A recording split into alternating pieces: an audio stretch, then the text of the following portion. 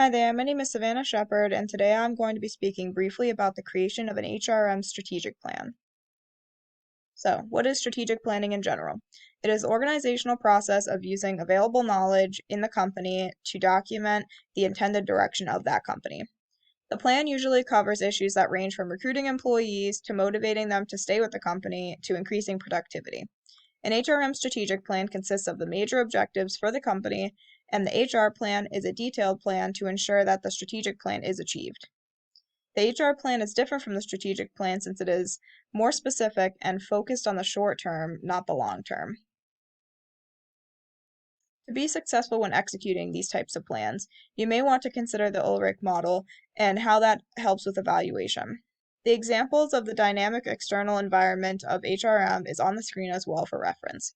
It's necessary to understand the dynamic nature of the HRM environment, such as changes in labor markets, company culture and values, customers, shareholders, and the economy. Once this happens, then the HR department can figure out how to effectively meet the needs of the organization within these five main areas. Next, a strategic analysis must also be conducted with three aspects to consider. The first is understanding the company mission and values, as well as the organizational life cycle, which is on the current slide.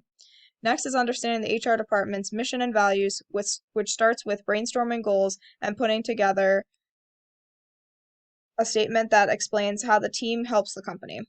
Last, you must identify challenges faced by the company and how to provide a solution. HR managers can't deal with change quickly if they don't predict and understand. Overall, strategic planning is important. Without these HR plans, businesses may face challenges at a higher rate like employee turnover or losing their sense of direction and not having the necessary practical tools to tackle short and long-term goals.